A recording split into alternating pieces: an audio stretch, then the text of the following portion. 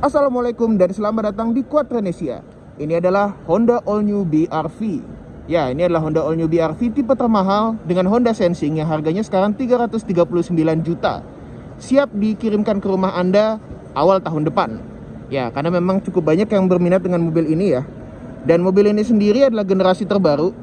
Panjangnya sedikit bertambah. Tadinya 4,456 meter, sekarang 4,49 meter. Lebarnya tadinya 1,735 meter, sekarang 1,780. Mesinnya sendiri dia masih pakai mesin yang sama ya. Ini adalah mesin Honda L15 dengan tenaga 122 PS dan torsi 145 Nm. Disalurkan ke dua roda depan dengan menggunakan transmisi CVT Honda. Akinya diletakkan di sini dan juga untuk kap mesinnya sudah dilengkapi dengan peredam, udah dicat juga. Dia kasih beberapa karet-karetan, ini bisa kita apresiasi sih. Cuma dia masih pakai tongkat-tongkatan, tidak pakai hidrolik. Untuk lampunya dia sudah LED dilengkapi dengan DRL ya. Cuma untuk lampu sena masih bohlam. Nah, untuk fog lampnya di bawah sini dan juga untuk Honda Sensingnya dia pakai kamera stereo di sini. Jadi dia nggak pakai radar. Kalau kita lihat ini logo Hondanya bukan yang Mika ya, seperti di Odyssey. Makanya dia masih pakai kamera stereo biasa. Ini adalah teknologi termurah untuk mendapatkan sistem seperti adaptive cruise control. Tapi nggak apa-apa. Kalau kita bisa bilang ini juga roof railnya dia dapat, tapi agak terlalu lebar. Jadi agak kurang, proporsinya kurang masuk. Mungkin ada baiknya ini bisa digeser sedikit gitu loh. Jadi nyatu sama ini. Cuma nggak apa-apa. Nah, untuk bannya sendiri dia pakai Bridgestone dengan ukuran 215/55 R17. Peleknya 17 inci sekarang ya. Dan ini adalah perbaikan terbesar yang dilakukan oleh Honda BR-V. Nggak ada lagi lekukan di pintu tengah. Ini adalah perbaikan yang sangat besar. Karena sebelumnya saya agak mempermasalahkan bagian itu. Dan sekarang desainnya jadi cukup proporsional sesuai dengan konsep Honda N7X. Jadi bagus sekarang. Kemudian untuk di spionnya sendiri dia nggak dikasih kamera ya untuk yang di sini. Hanya saja karena dia pakai fitur Honda Sensing yang juga ada lane assist juga, dia kasih kamera di spion sebelah kiri. Untuk handle-nya dia sudah pakai chrome, antenanya shark fin, dan di belakang dia memang nggak dikasih defogger.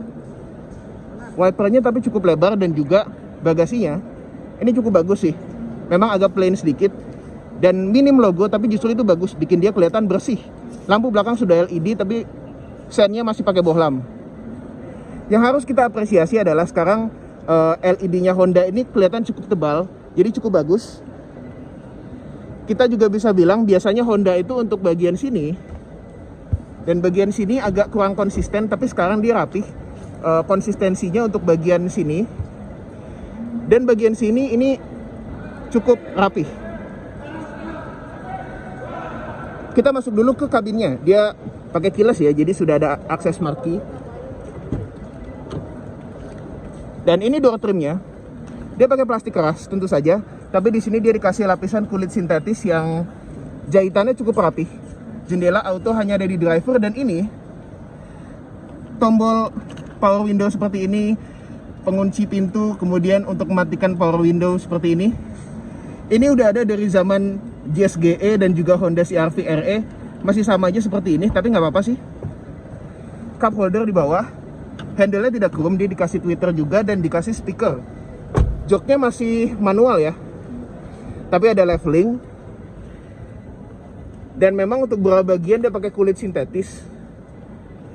Tapi ini cukup empuk sih, cukup lembut juga.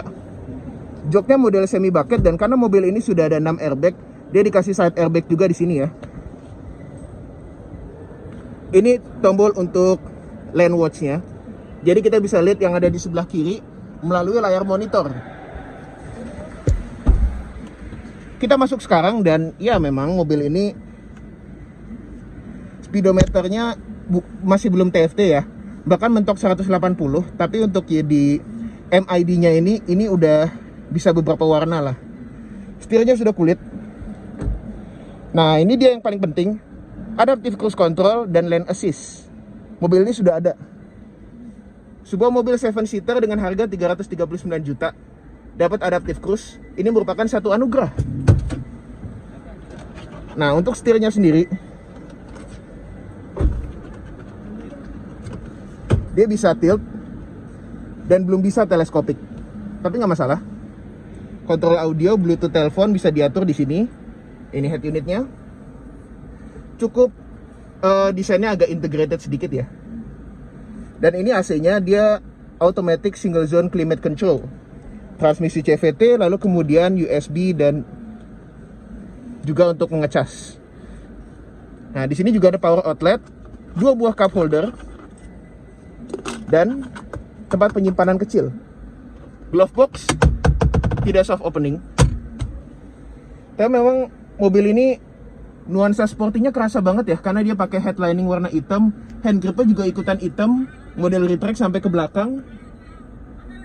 Seatbelt depan nggak bisa diatur tinggi rendahnya, sama seperti yang ada di belakang. Nah, untuk sun visor, dia dikasih cermin dan lampu. Bahkan untuk yang driver, cermin dan lampu juga dapat loh.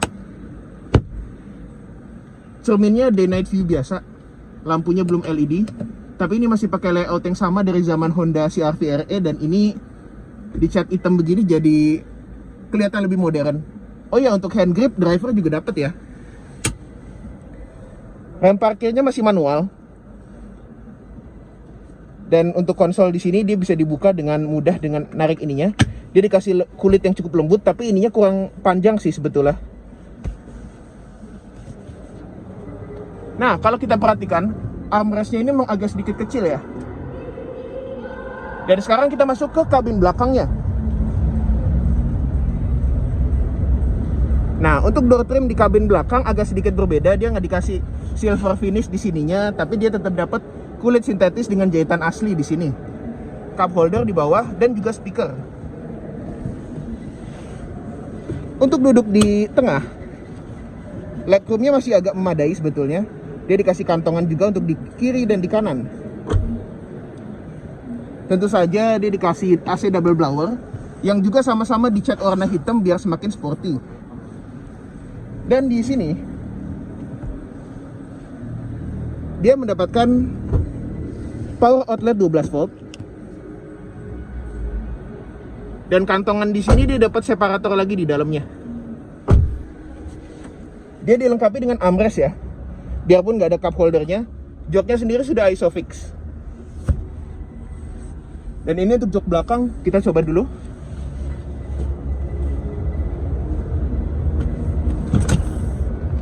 Dia ada one touch tumble, jadi cukup mudah aksesnya ke belakang.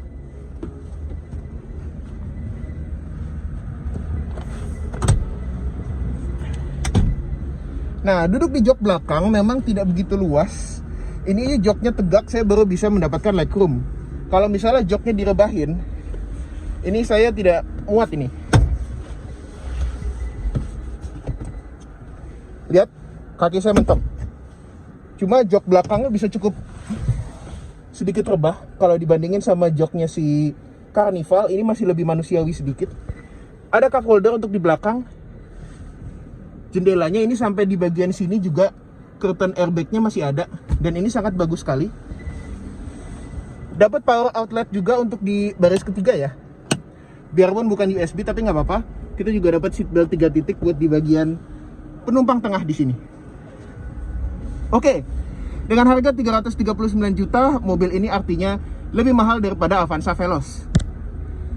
Tapi keberadaan adaptive cruise control yang dia miliki di depan situ, yang bisa bahkan ngikutin mobil saat macet, bisa stop and go function, itu merupakan salah satu poin yang cukup plus sih sebetulnya kalau dibandingin sama si Veloz. Memang dia juga rem parkir masih manual dan penampilannya nggak sewah Veloz, tapi kalau misalnya Anda mencari MPV 7-seater dengan adaptive cruise, mobil ini bisa jadi pilihan Anda. Jangan lupa like kalau Anda suka video kami, subscribe di bawah kalau Anda belum, komentar seperti netizen yang budiman, dan sampai jumpa di video kami berikutnya. Dah.